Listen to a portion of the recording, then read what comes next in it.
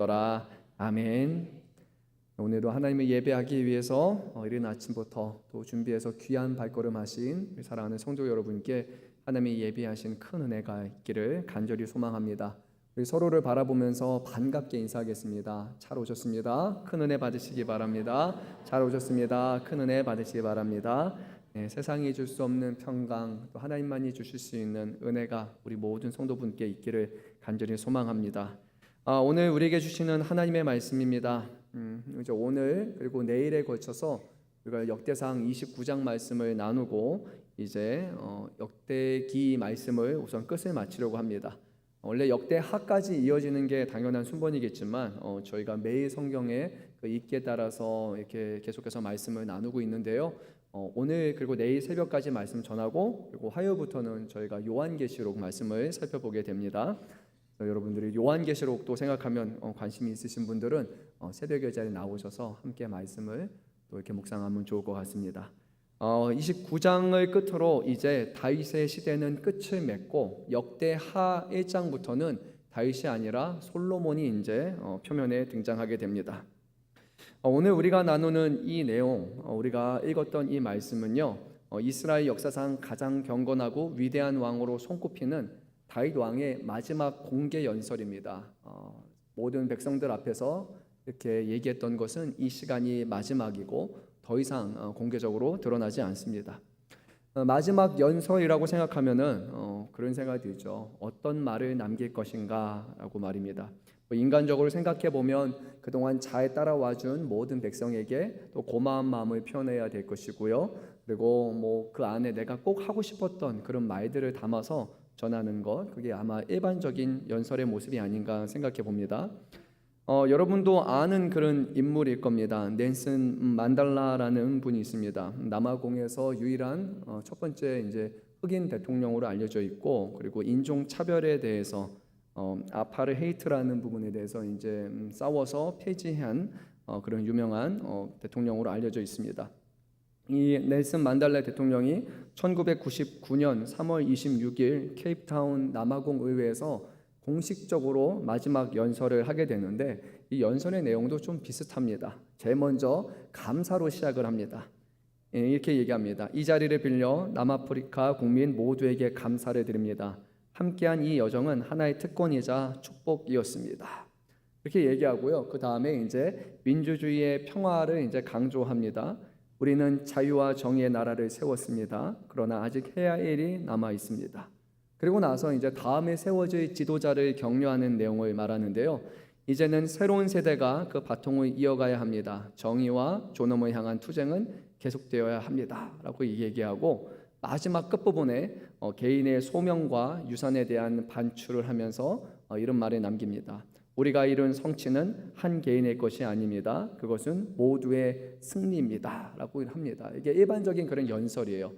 함께 따라와 준 사람들에게 감사하고 그리고 다음 사람이 이어서 해야 되고 다시 우리 함께 그 길을 가자라고 이렇게 얘기하는 게 아마 우리네 일반적인 연설의 모습일 겁니다.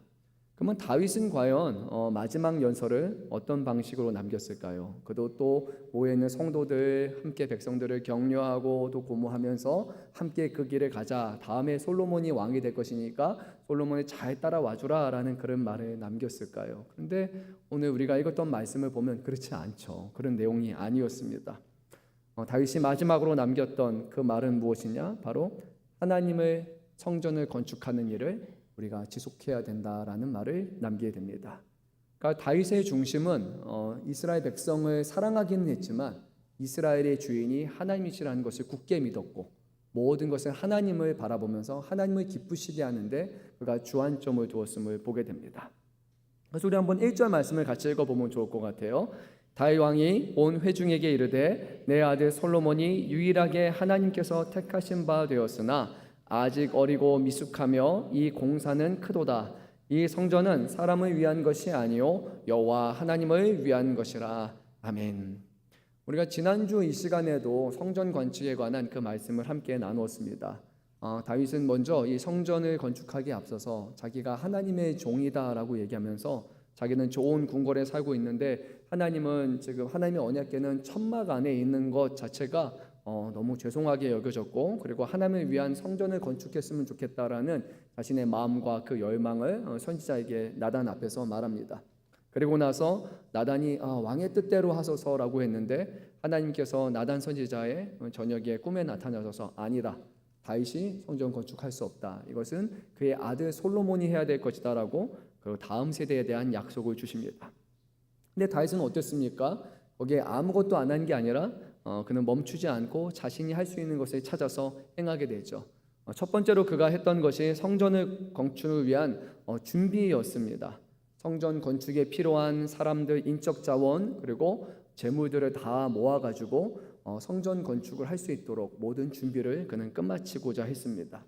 이게 지난주 우리가 나눴던 내용인데요, 거기서 끝이 아닙니다. 이번 한 주간 우리가 나눴던 역대상 말씀을 보게 되면 다윗은 이제 성전에서 하나님을 예배하는 것을 준비하게 돼요. 어떤 의미냐면, 이전까지는 이 성막이 이동식 성막이었고, 그리고 거기 규모가 상대적으로 좀 작았습니다. 근데 하나님을 위한 큰 성전을 짓게 되면 거기에는 많은 제사장들이 필요할 거고, 더 많은 사람들이 성전에서 봉사될 거고, 그리고 오늘 우리 또 찬양대도 너무나 은혜로운 찬양을 불러주셨는데 많은 찬양대가 더 필요하게 될 거거든요. 그래서 이 모든 것을 하나하나 그가 나눠서 조직화하게 됩니다. 레위인들을 성전 봉사, 관리, 찬양 등으로 역할을 구분하게 되었고, 그리고 기존에 우리가 성막을 철거하고 성막을 다시 해체하고 이동하는 그런 모든 것 더 이상 할 필요가 없잖아요. 그러니까 그 일을 맡았던 사람들에게 다른 역할을 부여해가지고 계속해서 하나님을 섬길 수 있도록 그렇게 합니다. 또한 제사장도 이제는 더 많이 필요하기 때문에 제사장도 순번을 정해가지고 총 24명, 족장으로 알려진 그 24명과 그 가문을 중심으로 해가지고 1년에 2번씩, 한 번에 일주씩 2번에 걸쳐서 성전에서 제사장으로 섬길 수 있도록 그런 모든 조직 개편을 그가 다 하게 됩니다. 군대 조직, 행정관리까지 다 하는데 이 모든 것이 결국에는 하나님을 섬기기 위한 것, 하나님을 기쁘시게 하기 위한 일환으로서 이 모든 것을 다 개편하게 됩니다. 그러니까 모든 것이 다 하나님과 성전 중심으로 그가 준비한 겁니다. 놀랍지 않습니까? 다윗이 왜 이렇게까지 열심히 준비했을까요? 하늘에 받을 상급이 있다라고 우리는 그렇게 생각할 수 있겠죠. 하지만 인간적으로 볼 때 이미 다윗이 해온 삶을 생각해 볼 때 충분하잖아요.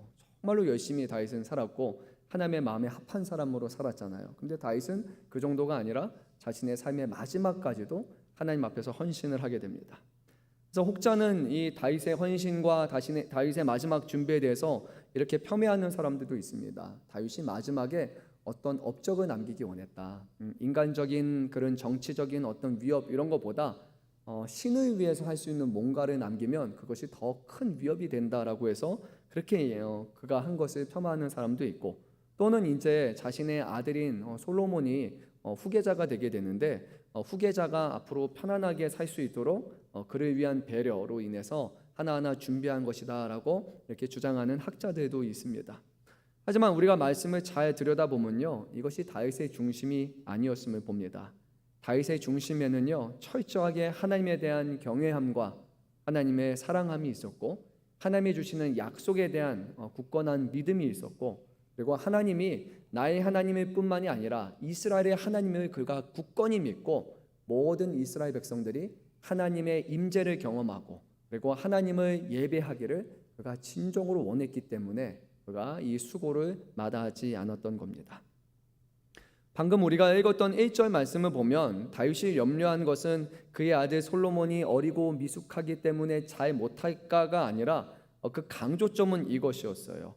다윗은 솔로몬의 부족함 때문에 하나님을 위한 성전이 제대로 건축되지 못하는 것, 그게 그의 관심사였습니다.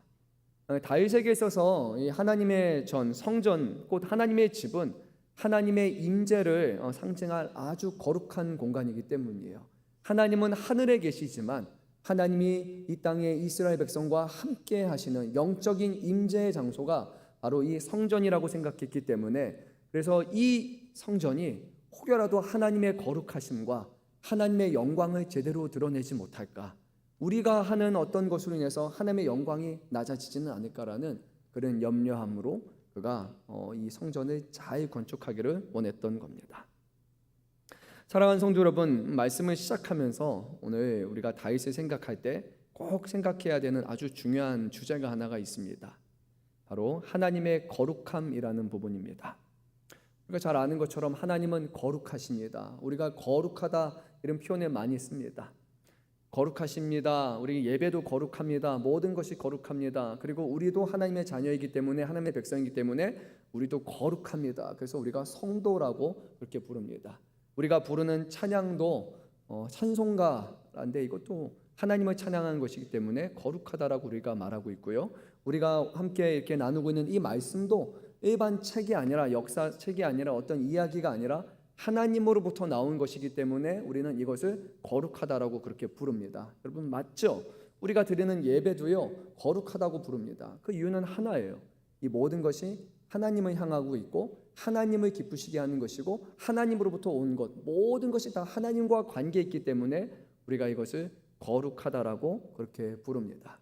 다른 말로 하면 우리가 드리는 이 예배가 하나님의 하나님 되심을 반영하지 않는다면, 하나님이 얼마나 거룩하신 분인지, 그분이 얼마나 위대하신 분인지를 우리가 반영하지 않는다면, 그것을 우리가 드러내지 않는다면 이 예배는 거룩한 예배가 아니고, 하나님을 믿고 섬기는 우리가 하나님을 어떤 분이신지를 세상 가운데 드러내지 못한다면 우리는 말로는 거룩한 성도이지만, 거룩한 사람이지만 실제로는 거룩과 아무런 상관이 없는 사람이 될 수 있다는 거예요.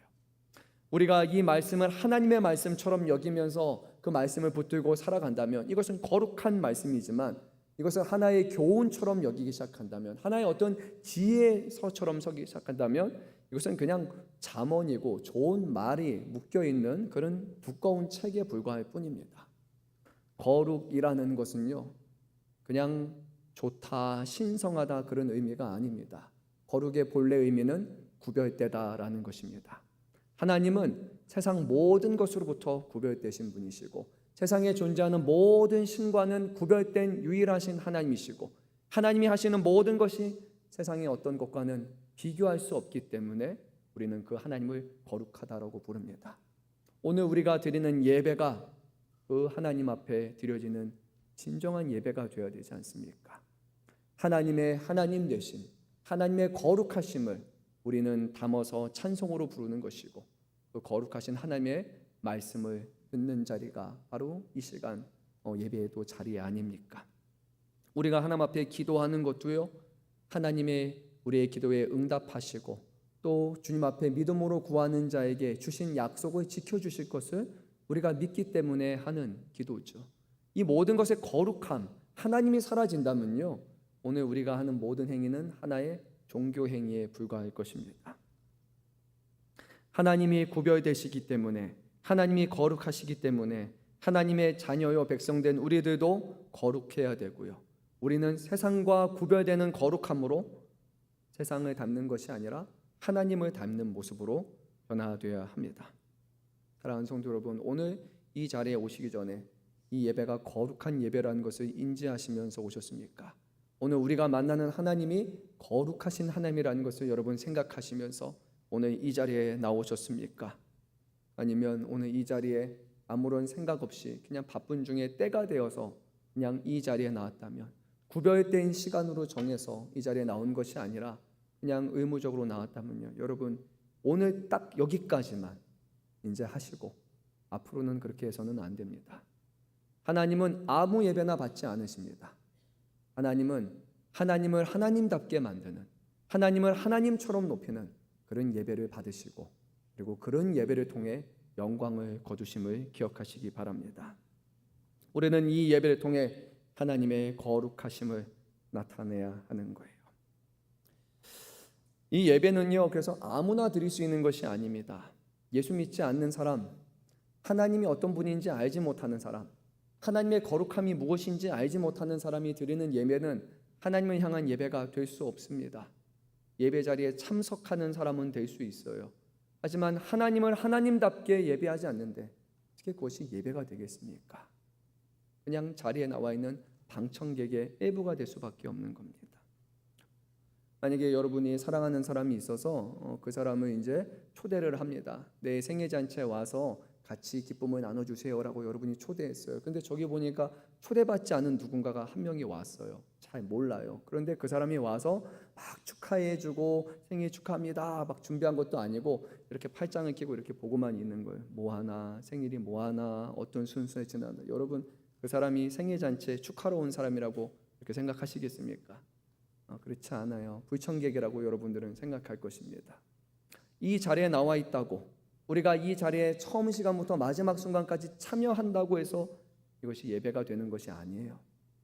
하나님 앞에 하나님이 받으실 만한 것을 드릴 때, 하나님을 기쁘시게 하는 마음 가지고 나올 때, 이 시간 때로는 졸리기도 하고 때로는 몸이 불편하기도 하고 어려움이 있지만 그 가운데 하나님이 보시고 하나님이 받으신다라는 것을 우리가 알기에 오직 마음을 쏟아서 하나님만을 높이기 원할 때 이 예배는 하나님이 기뻐 받으시는 그런 거룩한 예배가 되는 겁니다. 그리고 이 예배를 위해서 두 가지는 꼭 있어야 돼요. 하나님에 대한 바른 이해가 있어야 됩니다. 하나님이 누구신지를 잘 알아야 되는 거예요. 여기에 더해서 하나님과의 바른 관계가 있어야지만 하나님을 예배할 수 있는 겁니다. 오늘 우리가 하나님에 대한 바른 이해가 있는지, 또 하나님과의 바른 관계가 저와 여러분 삶 가운데 맺어져 있는지를 점검해 봐야 됩니다. 오늘 이 자리에 여러분이 나오고 싶으셨다면, 기대하는 마음을 가지고 나오셨다면, 하나님을 보는 자리라고 여러분 그렇게 기대하면서 나오셨다면 하나님과의 관계가 굉장히 좋은 거예요. 근데 오늘 이 자리가 의무로 나왔다면, 억지스럽게 나왔다면, 마지못해서 나왔다면 잘 생각해 보세요. 하나님과의 관계가 좋지 않은 겁니다. 예배만큼 정확한 것 없습니다. 하나님과의 우리의 관계를 가장 잘 드러내는 것이 예배예요. 기쁨의 예배, 감사의 예배, 하나님 앞에 올려드리는 예배인가, 아니면 의무와 사람의 눈치를 보면서 드리는 예배인가, 그것을 보면 하나님과 우리의 관계를 잘 알 수 있습니다. 사랑하는 성도 여러분, 저는 여러분들이 바쁜 시간 내서 이 자리에 나오신 거 알아요. 그러니까 여러분들의 예배가 그냥 시간 때우기 예배가 되지 않았으면 좋겠어요. 정말로 하나님이 살아계시고 그분이 우리의 삶 가운데 함께하여 주시고 그를 믿는 자에게, 그를 경외하는 자에게, 그 약속을 붙들고 살아가는 자에게 함께하시고 복을 주시고 인생을 책임져 주시는 살아계신 하나님이라는 것을 여러분들이 매 순간순간 만나고, 그리고 하나님으로 인해서 감사하고, 억지 감사가 아니라, 억지 찬송이 아니라, 억지 기도가 아니라 우리가 하는 모든 신앙의 삶이 기쁨 속에서, 감사함 속에서 이루어질 수 있기를 간절히 소망합니다. 그렇지 않으면 우리의 예배는 정말로 죽을 맛과 같은 그런 예배가 될 수 있습니다. 교회 안에 하는 모든 봉사와 섬김, 예배 순서 하나하나는 기쁨은 너무나 기쁜 일이지만 하나님과의 관계가 깨어지면 너무 괴로운 일이 될 수 있는 거예요. 여러분, 이 시간, 귀한 시간 여러분들이 들여서 오신 만큼 정말로 하나님을 제대로 알고 하나님이 주시는 그런 큰 은혜를 경험하는 복된 시간 되시기를 간절히 소망합니다. 오늘 이어지는 5절에서 말씀은 다윗이 그 거룩하신 하나님을 위한 성전을 건축을 준비하는 것을 말씀하고 있습니다. 먼저 2절 말씀을 보면 다윗이 하나님의 약속을 받은 지 약 10여 년에 걸쳐서 이 나라의 재정이 있는데 그 나라의 재정 중에 일부를 공적인 예산을 다 준비해 가지고 하나님의 성전 건축을 위해서 이렇게 떼놓는 것을 얘기하고 있어요. 금과 은과 놋과 철과 나무와 만호와 가공할 검은 보석과 채석과 보석과 옥도를 그는 많이 준비했습니다. 이것이 나라를 더욱더 부강하게 만들거나 더 많은 군사를 세우거나 성을 더 키우는 다양한 방식에 쓰여질 수 있을 거예요. 하지만 다윗은 이 중요한 국가의 재정, 그 중에서도 중요한 부분이 하나님을 위한 성전을 건축하다라는 것을 그는 명확하게 알았고, 그리고 이 일을 위해서 준비했습니다.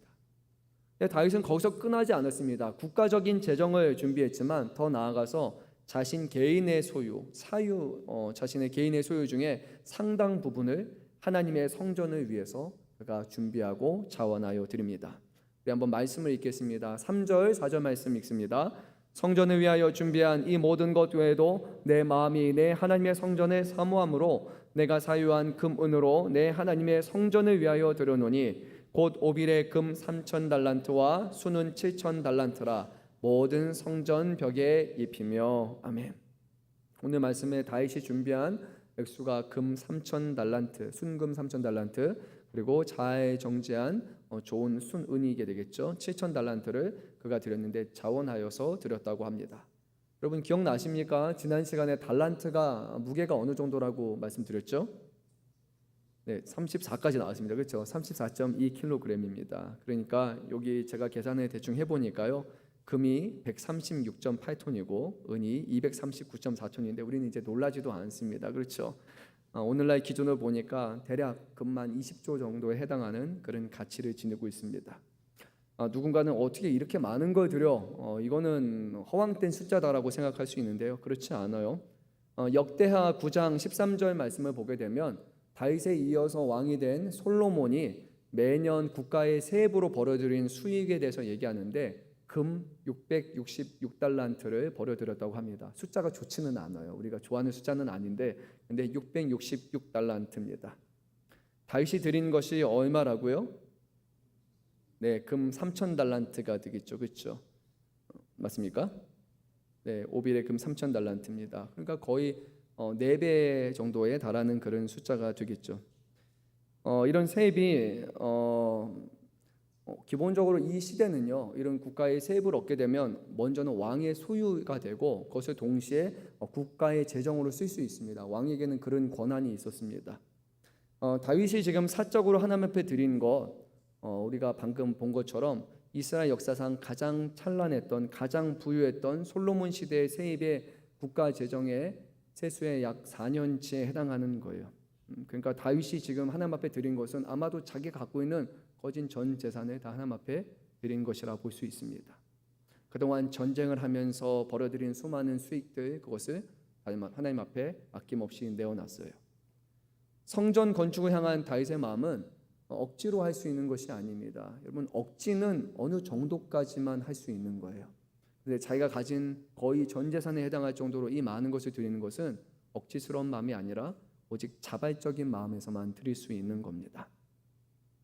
근데 우리가 아는 것처럼 다윗의 말하는 자원, 자발이라는 것은 우리가 생각하는 것과는 좀 다른 것 같아요. 요즘 우리가 뭔가 자원하다, 자원봉사한다라고 얘기하면 그냥 그 시간에 맞춰서 적당하게 하는 것을 우리가 자원봉사라고 하잖아요. 내가 시간이 되면, 상황이 되면 가서 도와주는 거고, 어쩌면 오늘 우리가 드리는 예배도 자원에서 드리는 예배잖아요. 그래서 우리는 몸이 좀 안 좋거나 힘들거나 상황이 그러면 오지 못하는 경우도 있고, 봉사도 섬김도 하다가 내년에는 좀 힘들 것 같아, 그러면 그냥 우리가 그만두기도 하는 것, 그게 우리의 자원의 모습일 거예요. 자원은 어느 적당한 수준이 있습니다.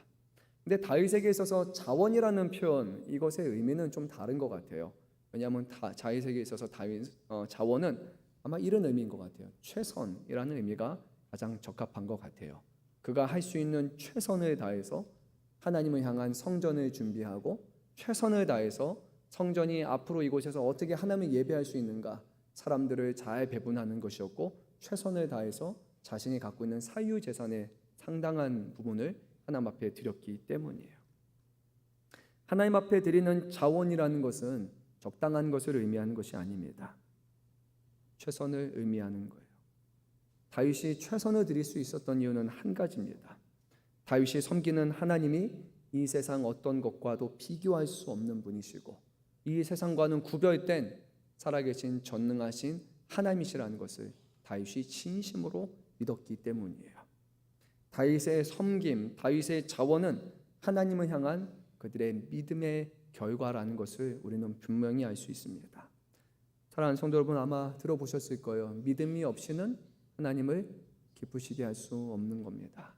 믿음은 하나님이 어떤 분이신지 그것을 우리가 온전히 믿을 때, 그리고 그 믿음대로 살아갈 때 하나님을 기쁘시게 할 수 있는 겁니다. 이제 5절에서 다윗은 이렇게 얘기합니다. 오늘 누가 즐거이 손에 채워 여호와께 드리겠느냐라고 묻습니다. 누가 손에 채워서 하나님 앞에 드리겠느냐라는 거예요. 그래서 즐거이라는 표현이 실제로 이 역대기 오늘 29장 말씀에서는 어떤 의미냐, 다윗이 했던 것 같은 자원이라는 의미를 갖고 있습니다. 우리가 말이 좀 혼동이 될 수는 있는데요, 5절 말씀에 즐거이, 6절 말씀에 즐거이, 근데 똑같은 단어가 9절 말씀에서는 자원하여라고 그렇게 번역이 되어 있어요. 그리고 14절 말씀에서는 다시 즐거운 마음으로, 17절 말씀에서 또 즐거운 마음으로라고 이렇게 번역이 되는데, 여기서 말하는 진짜 의미는 그냥 내 마음이 즐거워서 감동돼서 한다는 것이 아니라 하나님을 향한 자원하고 자발적인 마음으로 하나님 앞에 드렸다는 거예요. 억지로 시켜서가 아니라 하나님이 앞에 헌신하고자 하는 자발적인 순종을 뜻하는 것입니다. 그런데요, 손에 채워 드린다라는 것은 아마도 물질을 드리는 것을 의미하잖아요. 그런데 14절 또 17절 말씀을 보면은 자원하여 드린다고 할 때 마음을 드린다고 그렇게 표현을 합니다. 그러니까 단순히 하나님 앞에 드리는 게 물질이 아니라 우리의 마음, 그것을 하나님 앞에 드리는 거예요. 곧 우리 자신을 하나님 앞에 드리는 것입니다.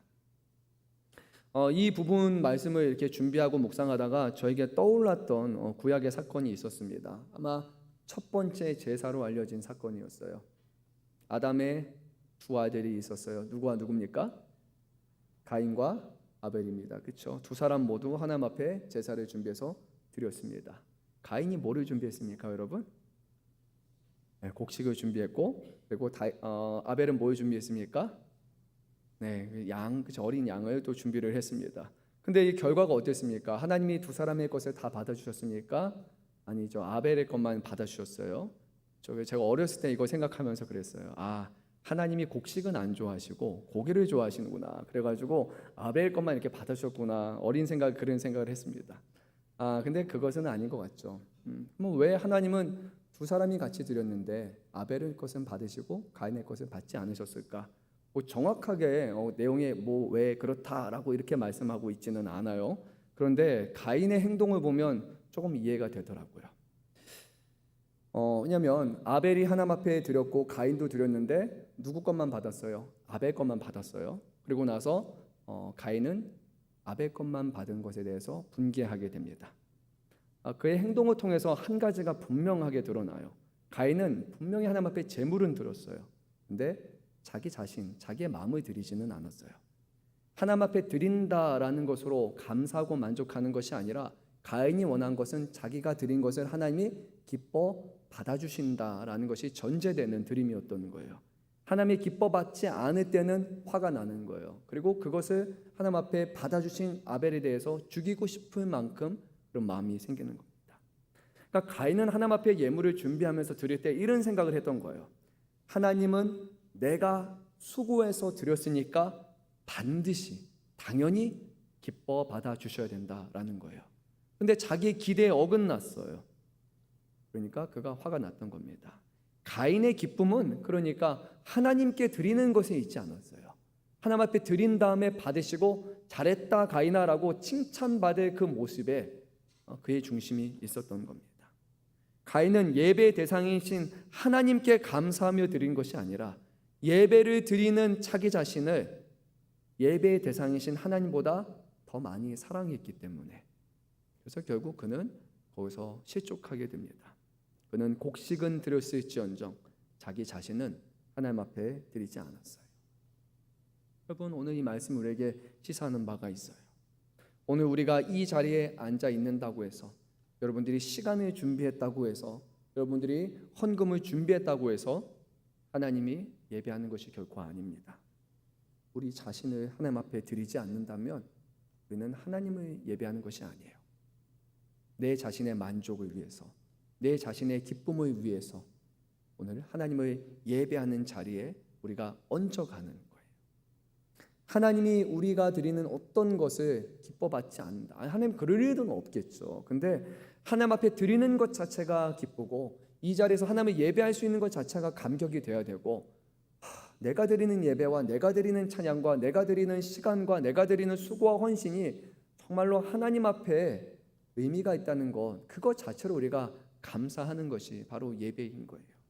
저는 그런 생각을 해요. 우리가 이 땅에서 예배하지만 지금 동시간에 하늘에서도 하나님을 향한 예배가 이루어지고 있습니다.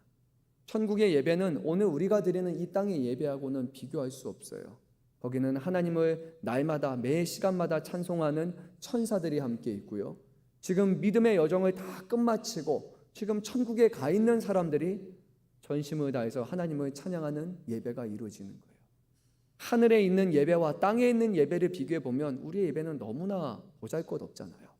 우리의 시선과 우리의 마음은 하나님만을 향하지 않잖아요. 우리는 매 순간 하나님을 예배하지 않잖아요. 그런데 하나님이 우리의 예배를 받으신다. 우리의 예배를 기뻐하신다. 여러분, 이것이 얼마나 큰 일입니까?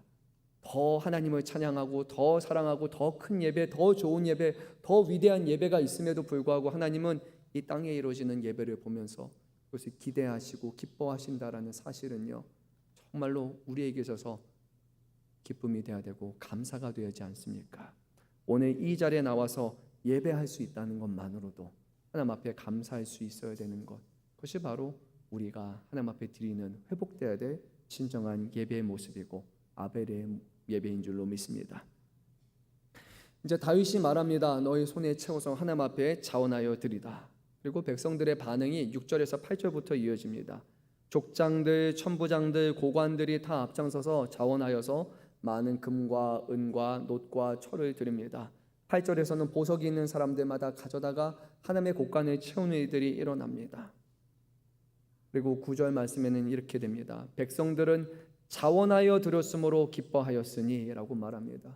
자원하여 드리는 것에 기쁨이 있었던 거예요. 여러분, 이 재물이라는 것이요, 얼마나 귀중합니까? 얼마나 소중한 거예요. 그런데 하나님 앞에 자원하는 마음으로 드렸기 때문에 그들의 마음에 아까운 마음이 아니라 기쁜 마음이 있었던 겁니다. 하나님을 사랑하고 하나님을 경배했기 때문에 재물이 우리가 불편하지 않게 드릴 수 있는 거예요. 다윗의 헌신이 먼저 시작이 되었고, 그 다음에 모든 성도들의 마음에 감동이 찾아왔고, 그리고 모든 성도들이 그 자리에서 하나님 앞에 전심을 다해서 드릴 수 있었습니다.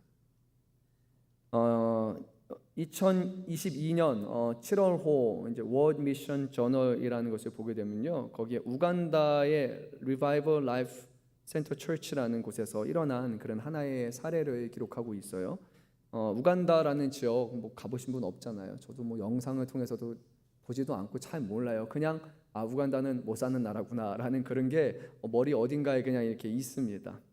실제로 그렇게 잘 사는 나라가 아니고요. 거기에서도 이제 교회가 있었는데 한 교회가 이제 장소가 부족하니까 우리가 성전 건축을 하자. 뭐 우리처럼 이렇게 큰 건물이 아니라 모여서 할 수 있는 그런 예배 장소를 했으면 좋겠다라고 그런 마음에 감동이 왔고, 그리고 나서 성도님들이 와가지고 이 예배를 위한, 이 건축을 위한 그런 예물을 드립니다. 근데 우리가 생각하는 것 좀 달라요. 우간다에서 뭐를 이제 하나님 앞에 드렸냐면 닭과 옥수수를 가지고 와서 하나님 앞에 드렸습니다. 성전 건축을 위해서 사용하기에는 좀 적절하지 않은 걸 수도 있잖아요. 그런데 그들의 마음속에 닭과 옥수수를 가졌어요. 근데 닭과 옥수수는, 닭은 알을 낳아야 되는 거기 때문에 그들에게 귀중한 식량 재산이에요. 계속해서 날 수 있는 거란 말이에요. 옥수수는 먹을 거를 그들이 가지고 온 거란 말이에요. 돈이 없으니까, 드릴 것이 없으니까 이거를 가지고 왔어요. 그러니까 한 기자가 이것을 보고서 이런 질문을 합니다. 아니, 당신들 이렇게 가난한데 왜 하나님 앞에 드립니까? 당신들 먹고 살기에도 지금 힘든데 왜 이렇게까지 합니까? 라고 하니까 여기 예물을 드렸던 한 성도가 이렇게 말합니다. 하나님께 우리가 드릴 수 있는 게 뭔가 있잖아요. 우리가 하나님 앞에 드릴 수 있는 건요, 우리가 더 부자라는 거예요 라고 이렇게 얘기했다고 합니다. 정말로 하나님을 기뻐하는 마음이 아니고서는 저는 이런 행동을 할 수 없다고 생각합니다. 사랑하는 성도 여러분, 하나님이 돈이 없으셔서 우리에게 예배 드려라, 헌금하라고 말씀하시겠습니까? 저는 그렇게 생각하지 않습니다. 하나님이 우리에게 시간이 부족하고 교회를 채울 곳이 부족하기 때문에 이곳에 와서 봉사라고 그렇게 말씀하실까요?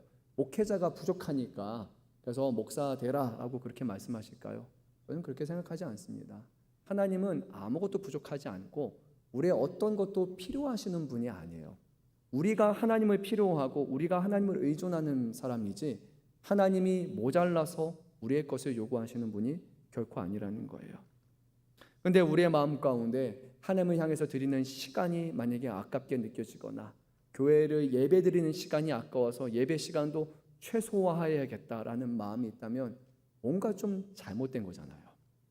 하나님 앞에 드리는 기도의 시간도 너무 아까워요. 그런데 밖에서 하는 일과 밖에 여행하는 것, 놀러 가는 것, TV 보는 것, 나를 위해서 즐기는 시간은 너무 귀한 시간, 그거는 도저히 타협할 수 없는 시간인데 하나님 앞에 드리는 시간만큼은 늘 타협하고자 한다면, 그러면 어찌 우리가 하나님을 사랑하는 사람, 또 하나님을 경외하는 사람이라고 그렇게 말할 수 있겠습니까?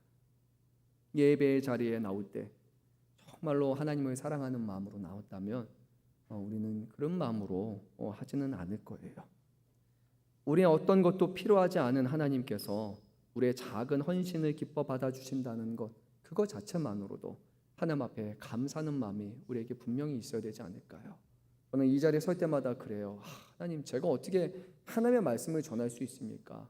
어떤 사람이 하나님의 말씀을 전할 수 있습니까? 또 이 자리에 계신 한 분 한 분이 그냥 성도가 아니라 하나님의 양이라고 말씀하시잖아요.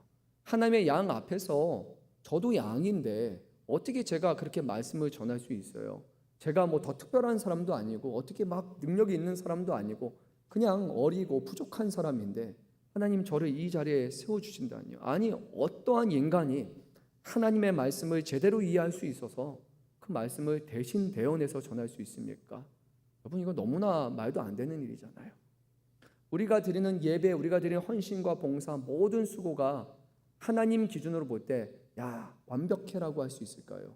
말씀으로 세상을 창조하신 하나님이 기준으로 볼 때 야, 이 정도면 나에게 감동을 준다라고 할 만한 그 정도로 우리가 잘할 수 있을까요? 아니잖아요. 우리의 사랑하는 어린 자녀들이 진짜 뭐 어디 가서 어린이집 가서 막 이렇게 뭐 만들어 와요. 아빠 내가 뭐 만들었어. 봤는데 뭐 이게 뭔지 모르겠어요. 뭐 곰이라고 가져와서 이렇게 보니까 이 곰인지 공룡인지 도대체 이 모양을 잘 알지 못하는데 자녀들이 이거 곰이에요. 그러면 아, 그래, 곰이구나, 잘했어, 그래, 이렇게 하는 게 우리 부모의 모습이잖아요. 그냥 사랑하기 때문에 받아주는 것, 그래 잘했다고 칭찬해 주는 것이 부모가 자녀를 향한 마음이잖아요. 오늘 우리가 드리는 헌신, 우리의 수고, 우리의 예배, 찬양, 이 모든 것은 하나님이 우리를 사랑하시기 때문에 가능한 거예요. 하나님이 우리를 자녀로 삼으셨기 때문에 가능한 거예요. 그렇지 않으면 어떤 것도 하나님의 기준에 부합한 것은 존재하지 않습니다. 그런데 여전히 우리가 어린아이처럼 내가 아버지를 위해서 해드립니다, 내가 아버지를 위해서 이만큼 했으니까 아버지가 뭔가를 해주셔야죠라는 그런 마음을 갖는다면 얼마나 우리가 철부지 같은 어린이입니까? 부모는 다 알면서도 불구하고 그냥 기다려주고 참아주잖아요. 자녀들이 뭐 달라고 하지 않아도 부모는 이미 알고 있어요. 얘가 이것이 필요하겠구나, 저거를 해줘야 되겠구나, 다 보면서 늘 주의 준비를 하는 것, 다음을 준비하는 것, 그게 늘 부모의 모습이잖아요. 우리의 하나님 앞에 우리가 어떤 모습으로 살아가고 있는지를 잘 점검해 봤으면 좋겠습니다. 다윗과 같은 그런 마음이 있습니까? 하나님 앞에 최선을 다해서 하나님의 일이라면 내가 아무런 영광을 누리지 못한다고 해도 하나님의 영광을 위해서 이 일을 자원해서 최선을 다해서 하겠습니다라는 그런 모습이 바로 하나님이 말씀하시는 하나님 마음에 합한 다윗의 모습이고요. 그것이 우리 모두가 본받아야 될 믿음의 모습임을 다시 한번 기억하시기 바랍니다. 다윗은 이제 드림에 대해서 모든 것을 드린 다음에 하나님께 찬송과 기도를 드립니다. 10절에서 13절까지는 하나님의 위엄, 능력, 부귀, 존귀, 주권, 이 모든 것이 다 하나님께 있습니다라고 선언한 다음에 그리고 나서 14절에서 이렇게 고백을 합니다. 우리 한번 읽어보도록 하겠습니다. 나와 내 백성이 무엇이기에 이처럼 즐거운 마음으로 드릴 힘이 있었나이까? 모든 것이 주께로 말미암아 싸우니 우리가 주의 손에서 받은 것으로 주께 드렸을 뿐이니이다. 아멘. 다윗은 정말로 겸손하게 고백합니다. 자원도 능력도 소유도 다 하나님으로부터 나왔습니다 라고 하는 거예요. 그냥 하늘에서 떨어진 거 아니잖아요. 다윗이 얼마나 많은 전쟁을 치렀습니까? 생명을 걸고서 싸웠던 사람이잖아요. 자기가 거기서 전쟁에서 벌어들인 수익, 이익, 그거 땀 흘리지 않고 피 흘리지 않고 거둔 거 아니에요. 매 순간순간 전쟁에서는 목숨 걸고 나가서 한 거예요. 이거 아무것도 아닌 게 아니라 정말로 귀한 거란 말이에요, 다윗에게. 근데 다윗은 그렇게 말했어요. 이 모든 것이 하나님으로부터 왔습니다라고 그는 그렇게 고백을 합니다. 근데 여러분, 이것이 비슷한 사람이 하나 있잖아요. 하나님 앞에 경건했던 동방의 부자라고 알려진 누굽니까? 욥이 했던 고백도 비슷하죠. 주신 이도 여호와시요 거두신 이도 여호와시니이다 라고 그렇게 고백을 합니다. 정말로 하나님 앞에 헌신하는 사람, 믿음의 사람의 모습이 이 안에 드러나는 것 같아요. 하나님이 주셨다라고 여길 때, 하나님이 주신 것이라는 그 기본 전제가 있을 때 하나님의 일을 위해서 시간을 드릴 수 있고 하나님의 일을 위해서 수고할 수 있는 것이고 하나님 앞에 자발적으로 헌신해서 예물 또한 드릴 수 있는 것입니다. 여러분 잘 생각해 보시기 바랍니다. 지금 내 시간이라고 생각하십니까? 하나님 시간이라고 생각하십니까? 내 생명이라고 생각하십니까? 하나님께서 잠시 주신 생명이라고 생각하십니까? 내 집, 내 물질 다 내 것이라고 생각하십니까? 아니면 하나님이 주신 것이라고 생각합니까? 여러분 우리 다 유효기간이 있어요. 내 거면 죽을 때도 가져갈 수 있을 거예요. 근데 그렇지 못하다면 이거는 진정으로 내 거는 아니에요.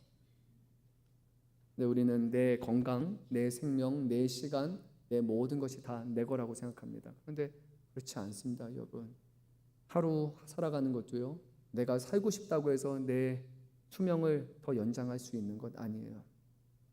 내 생명이 내 것이 아니에요. 다만 하나님께서 주신 것임을 우리는 감사하면서 살아가야 하는 것이 바로 하나님을 믿는, 하나님을 경외하는 우리의 모습이 되어야 합니다. 다윗은 끝으로 18절 19절에서 이제 이스라엘 백성이 이후로도 영원토록 하나님을 섬기며 하나님을 기쁘시게 하는 삶을 살아가기 원한다고 그의 바람을 하나님 앞에 기도하는 것으로 말씀을 끝마치게 됩니다.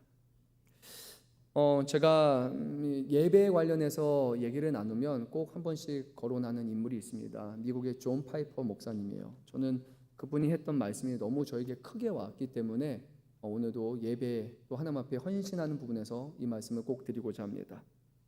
존 파이퍼 목사님이 이렇게 얘기하셨어요. 우리 신약을 살아가는 우리들은 구약에 있었던 모든 것보다 더 큰 은혜를 받으며 살아간다라고 그렇게 얘기를 합니다. 우리는 하늘에 계신 하나님이 아니라 이 땅에 우리를 찾아오시는 예수님을 만나고 예수님을 예배하는 사람이에요. 구약의 선지자들은 메시아가 누군지 알지 못하고 그가 언제 오실지 몰랐던 사람들이지만 우리는 이미 오셨고 앞으로 다시 오실 것이라는 그 메시아를 기다리는 사람이에요. 구약의 예배는 하나님 앞에 제사함으로 목숨을 바침으로 드리는 것이었지만 신약의 우리의 예배는 예수님께서 우리를 위한 산제물, 희생제물이 드려주셔서 우리가 예배하는 것은 예수님이 그 피값으로 그 생명값으로 우리가 준비한 제사 제물이 되었기 때문에 우리는 지금 제사의 준비를 따로 하지 않아도 괜찮습니다. 과거의 찬양은 많은 사람들이 모여서 찬양했지만 그것은 하나님이 어떤 분인지를 제대로 모르는 가운데 불렀던 찬양이라면 이제 우리가 부르는 찬양은 우리 안에 거하시는 성령께서 우리로 하여금 하나님을 알게 하시고 그분을 믿게 하심으로 우리가 새 노래로 찬양할 수 있는 거예요. 우리의 모든 예배, 우리가 누리는 은혜, 우리가 누리는 구원, 이 모든 것은 아브라함 때부터 비해한다면 모든 것이 다 좋아졌어요. 모든 것이 다 좋아졌어요. 하나님은 과거보다 지금 더 많이 우리에게 은혜를 베풀어 주세요. 그런데 안타까운 것이 뭐냐면 우리가 하나님 앞에 하는 것은 반비례해요.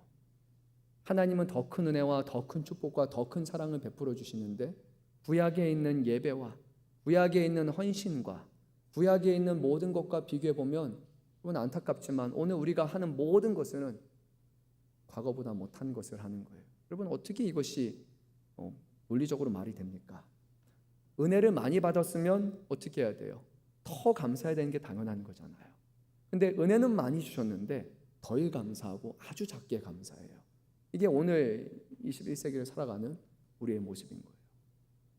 하나님의 은혜를 제대로 알지 못했던 이스라엘 백성은 큰 찬양대를 조직해서 찬양했고 아침 저녁으로 하나님 앞에 제사하면서 하나님을 높였고 하나님의 거룩하심과 위대하심을 날마다 찬양하기에 힘썼는데 그 하나님의 은혜를 경험하기 위해서 그렇게 갈급했는데 우리는 성령님이 우리 안에 찾아오셨음에도 불구하고 감사가 사라지고 은혜가 사라지고 더 적은 것을 드리는 것이 신앙생활을 지혜롭게 잘하는 것처럼 그렇게 생각을 해요. 하나님 앞에 드리는 봉사도 많이 봉사하면은 그렇게까지 하는 건 너무 빠져 있는 거야.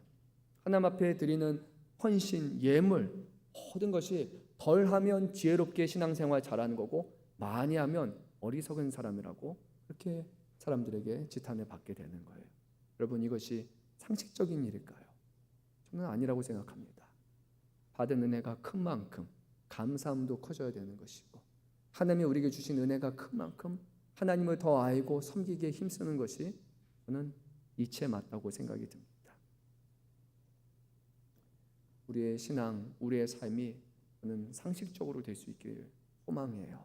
정말로 하나님 앞에 기도하는 것이 억지스러운 것이 아니라 기도의 시간이 감사의 시간이고, 정말로 하나님 기도할 수 있어서 하나님 앞에 시간을 내어 드릴 수 있어서 너무나 감사하다라고 그렇게 할 수 있는 시간이고, 하나님 앞에 예배 드리는 것도 수요일에 가면 어쩌다 와서 너무 오랜만에 와가지고 낯선 것이 아니라 한 주에 반을 나으면서 3일을 이겨내기 위해서 또 이겨내게 하신 하나님께 감사하면서 예배 드리는 것, 그것이 우리의 마음의 소망이 됐으면 좋겠고, 금요일에 모여서 기도하고 찬양하는 것이 하나님을 사랑하는 사람이라면 당연히 마땅히 해야 되는 것이라고 우리의 마음속에 새겨졌으면 좋겠고, 그리고 어려운 일들이 있으면은 새벽에 나와서 기도하는 것, 그리고 이제는 그 어려움을 이겨냈다면 나뿐만이 아니라 나라와 민족을 위해서, 교회 공동체를 위해서 나와서 기도하는 것이 당연한 것처럼 여겨지는 것, 그것이 오늘 우리가 회복해야 될 신앙이 아닐까요?